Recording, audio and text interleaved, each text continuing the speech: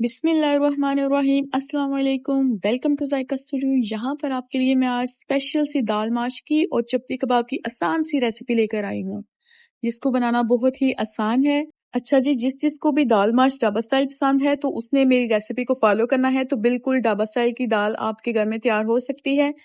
और बहुत सारे लोग शिकायत करते हैं कि जब भी हम घर पर चपली कबाब बनाने की कोशिश करते हैं तो ये बहुत मुश्किल से बनते हैं, टूट जाते हैं।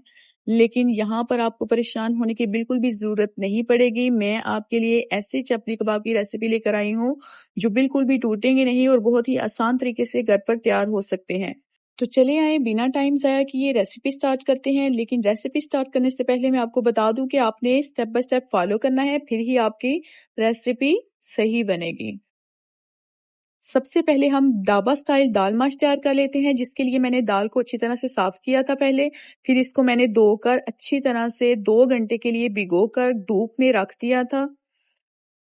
दाल माश पकाने से पहले आपने अच्छी तरह से टाइम देना है इसको भिगोने के लिए। फिर इसके अंदर आपने आधा चम्मच हल्दी डालनी है, आधा खाने का चम्मच आपने नमक डालना है और इसको 80% आपने कुक कर लेना है। बेशक आप प्रेशर में करना चाहते हैं प्रेशर में कर लें, अगर वैसे करना चाहते हैं तो वैसे कर लें, लेकिन 80% आपने पकानी है, ज्यादा नहीं पकानी। इसको अच्छी तरह से मिक्स करके मैंने इसको प्रेशर लगा लिया था और 80% कुक कर लिया था। अब हमने एक पैन में लो फ्लेम पर आधा खाने का चम्मच लहसुन लिया था पिसा हुआ, आधा खाने का चम्मच अदरक ली थी पिसी हुई, और इनको बिल्कुल हल्की आंच पर आपने फ्राई करना है। ना इनका बहुत ज्यादा कलर लाइट होना चाहिए और ना ही इनका कलर बहुत ज्यादा डार्क होना चाहिए। बिल्कुल लो फ्लेम रखनी है आपने, फिर ही आपकी अदरक लहसुन अच्छी तरह से कुक होगी, वरना आप ये कुछ ज्यादा ब्राउन हो गई तो टेस्ट बिल्कुल चेंज हो जाएगा। इसलिए आपने लो फ्लेम पर इसको हल्का सा ब्राउन करना है। ये देखिए, बिल्कुल लो फ्लेम पर मैंने हल्का सा ब्राउन कर लिया है अदरक लहसुन के पेस्ट को, और इसके अंदर मैंने 4 अदरक टमाटर का पेस्ट डाल दिया है और इसका पानी ड्राई होने तक हम इसको पकाएंगे। टमाटर का पानी जब ड्राई हो जाए तो इसके अंदर हमने आधा खाने का चम्मच हल्दी डाली है, 1 खाने का चम्मच गरम मसाला पिसा हुआ डालना है, 1 खाने का चम्मच सुरख मिर्च डालनी है, आधी चम्मच हमने काली मिर्च पिसी हुई डाल देनी है और आधा ही चम्मच हमने नमक डालना है और 1 खाने का चम्मच पिसा हुआ सूखा धनिया डालना है। नमक हमने कम ही रखना है क्योंकि हमने दाल माश के अंदर भी नमक डाला था। और अब हम इसको हल्का सा फ्राई करेंगे। हल्का सा फ्राई करने के बाद इसमें जो हमने 80% दाल डाली कुक की थी वो डाल देनी है। हाफ केजी दाल को 80% कुक करने के बाद जो हमने मसाला तैयार किया था उसके अंदर डाल देना है और फिर अच्छी तरह से 5 मिनट के लिए इसको कुक करना है। हाई फ्लेम पर आपने दाल को अच्छी तरह से 5 मिनट के लिए पकाना है। आप देख सकते हैं कि दाल अच्छी तरह से तैयार है और ना ही हमारी दाल ज्यादा गली है और ना ही ज्यादा सख्त है। 5 मिनट कुक करने के बाद आपकी दाल माश तैयार है। इसके बाद हम इसके ऊपर से ना जो तड़का होता है ना वो लगाएंगे। वो बहुत ही मजेदार किस्म का तड़का हम तैयार करेंगे। वो आपने दाल माश के लिए जरूर, जब भी आप दाल माश बनाएं तो आपने वो जरूर लगाना है, फिर आपकी दाल का जायका दुबाला हो जाएगा। 2-3 मिनट के लिए दम लगाने के बाद मैंने इसके ऊपर बारीक कटी हुई हरी मिर्च और बारीक कटा हुआ हरा धनिया डालकर फिर इसको दम लगा दिया था। और यहाँ पर आधा कप ऑयल लेकर आपने इसके अंदर गरम मसाला डाल देना है। साबुत गरम मसाला होना चाहिए, पिसा हुआ गरम मसाला आपने नहीं इस्तेमाल करना। साबुत गरम मसाले को हल्का सा ब्राउन करने के बाद आपने इसके अंदर कुटी हुई सुरख मिर्च डाल देनी है।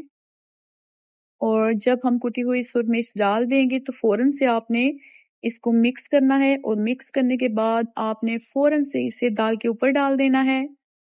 यहाँ पर टाइम बिल्कुल भी नहीं लगाना, वरना आपका ये जो मसाला है ये जल सकता है। ये देखें, और बिल्कुल ढाबा स्टाइल दाल तैयार है। देखकर आप अंदाजा लगा सकते हैं और इसका टेस्ट भी बिल्कुल ढाबा स्टाइल ही था। और अब मैं आपको कबाब की रेसिपी बता देती हूँ। यहाँ पर गोश्त को अच्छी तरह से धोकर आपने कीमा करवाना है और उसके अंदर 20% फैट डलवानी है और इसको बारीक पिसा होना चाहिए और इसके अंदर हमने 2 अदद बारीक चॉप किया हुआ प्याज डाल देना है। प्याज का पानी भी निकाल लेना है अच्छी तरह से। कबाब के अंदर कोई भी पानी वाली चीज नहीं यूज करनी। इसके अंदर हमने कटा हुआ हरा धनिया डाल देना है और फिर 5-6 कटी हुई हरी मिर्च डाल देनी है। फिर इसके अंदर हमने 1 खाने का चम्मच नमक डाल देना है। 1 खाने का चम्मच पिसा हुआ गरम मसाला डाल देना है।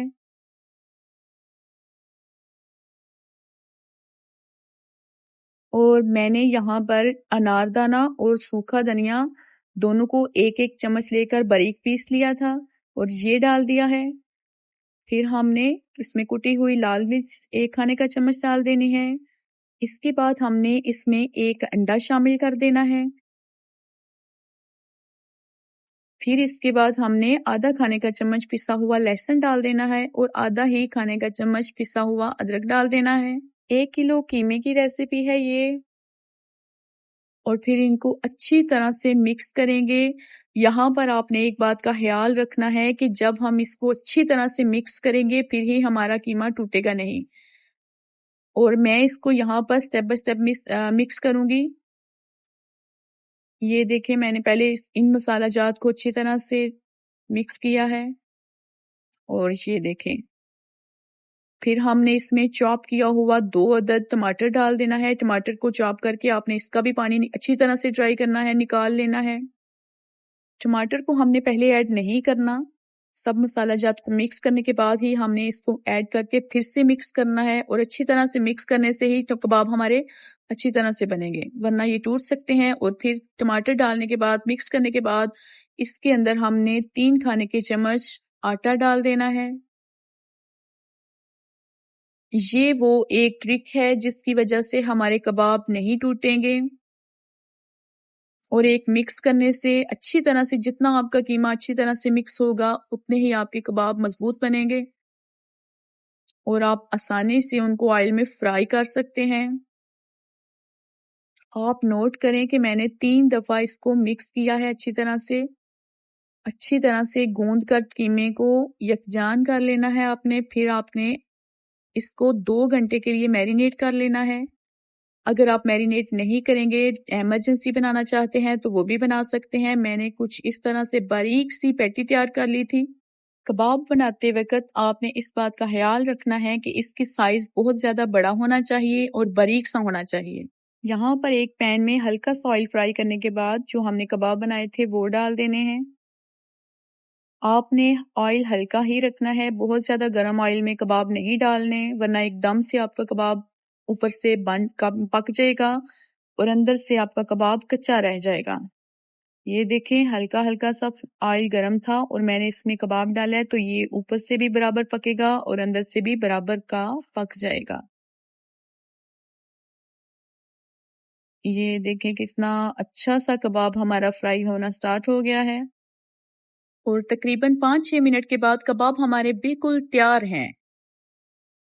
ये देखें कितना अच्छा सा कलर आया है। आप देखकर ये अंदाजा लगा सकते हैं कि कितना मजे का होगा। और अगर आप भी अपने घर वालों को कोई मजेदार चीज बनाकर खिलाना चाहते हैं तो आपने ये दाल माश और कबाब जरूर ट्राई करने हैं। और अगर आपको मेरी रेसिपीज अच्छी लगती हैं तो आपने मेरे चैनल को सब्सक्राइब करना है, लाइक करना है, कमेंट करना है, ताकि मैं आपके लिए इसी तरह की रेसिपीज लेकर आती रहूं। और अब मुझे दीजिए इजाजत। अल्लाह हाफिज।